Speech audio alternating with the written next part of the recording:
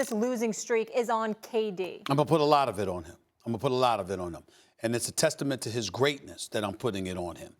Simply because Kevin Durant is not only one of the top 3 players, top 4 players on the planet Earth as far as I'm concerned, but he is somebody that's contemplating departing from the Golden State Warriors. He was in Oklahoma City years ago, and even though he was unquestionably the best player on the team, the alpha dog was considered to be Russell Westbrook to a lesser degree. What was the criticism of Kevin Durant back then?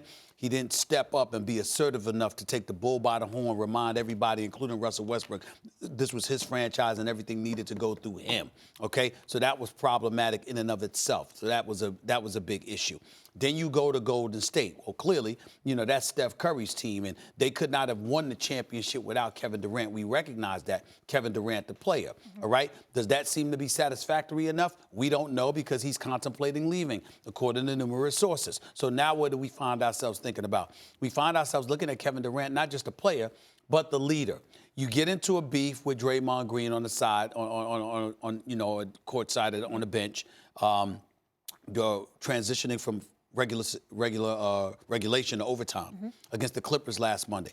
Ever since that, you've lost 4 or 5 or 5 or 6, whatever. They've I think it's like 4. Yeah. They've lost 4 straight, and I think it's about 4 straight. So when we look at it from that perspective, what I'm saying to you is that if you're Kevin Durant, you got to recognize that you're one of the greatest players in the world. It ain't just about your talent. It's about your ability to galvanize troops and bring guys together. If Steph Curry is hurt, if Draymond is out like he was last night, you still got you and Klay Thompson on the court. Losing the game, that happens. Getting blown out, an entirely different matter. Kevin Durant, 31% shooting from three-point range. Klay Thompson, 32% shooting from three-point range. These are well below their numbers from last year. And collectively, defensively, they rank 27th in the NBA right now. Some of this is on Steve Kerr. He is the coach, obviously. And when you see how discombobulated they look, clearly some of the onus needs to be placed on him. But Kevin Durant is one of the greatest players on the planet Earth. It ain't just about your numbers. You got to lead. I was on Zach Lowe's podcast last week or something like that. And we were discussing Steph Curry, and he was making points about, I'm not sure that Kevin Durant is better than Steph Curry. My argument at the time was, and remains, in high leverage moments, and you see this across sports, why couldn't Peyton Manning succeed on the biggest stages the way he normally did? James Harden the way he normally did? A pitcher who doesn't have a 95-mile-an-hour plus fastball the way they normally do. They don't tend to play in the postseason. They don't have enough stuff, not enough athletic stuff on the highest level. And I've seen high leverage moments where Steph hasn't come through, partly because I feel he's not the biggest, strongest, fastest guy, right? It plays better in the regular season. So that's my argument. Ultimately, I take KD over Steph. The basket's way up in the air. He's 7 feet tall. Steph is closer to 6 feet tall. It's an advantage for KD. Now I'm going to make the argument. So we're talking about the regular season, and you're blaming KD. Why? It has nothing really to do with KD at this moment. This has to do with Steph Curry's absence, not just the leadership keeping it together. Draymond and KD wouldn't have gotten into the beef if Steph was bringing the ball up the floor. He makes the decision. He's trusted to make the decision. He's the glue. Actually, Draymond's the heart and soul. Steph is the glue that keeps it together. I'm going to talk straight numbers right now. And I'm going to tell you where I'm going to get this because Tom Haberstroh did a remarkable job really diving into this and laying it out very clearly. The thing about the way you look at numbers nowadays in the NBA, you look at points per 100 possessions, right? Like, what's the plus minus there? How much better are you than the opposition per 100 possessions? Well, check this out. With Steph Curry on the flick, with everybody on the floor, this dynasty 16.9 plus 16 points. They're outscoring 17 points. Their opponents. It's unheard of, right?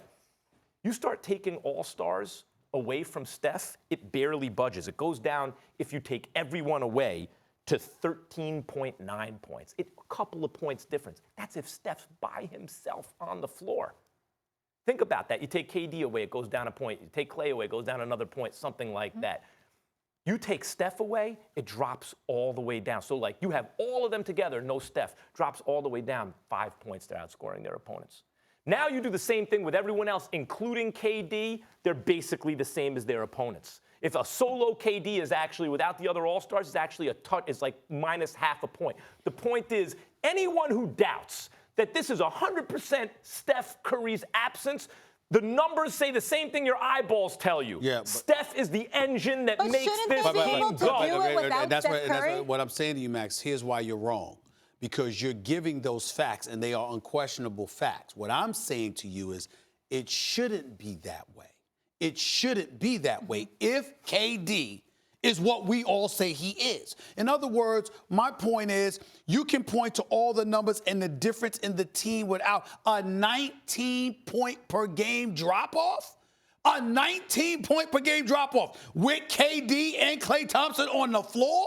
That is a disgrace. But it predates KD's arrival. But I understand what I'm saying to you is that, yeah, because it predates KD's arrival was supposed to offset the kind of things that was happening before his arrival. The point is, if you look at the Golden State Warriors without Steph Curry, I'm not saying they should win with the same degree. I'm saying you shouldn't look that bad. And it's not just about Steph Curry. It's about the lack of chemistry and cohesiveness. It's about the dissension, which we have witnessed. It's about Steve Kerr's absence of control over this team to some degree. I'm not knocking Steve Kerr. He's fantastic. He's great. Don't get me wrong. I'm just talking about in the moment right now.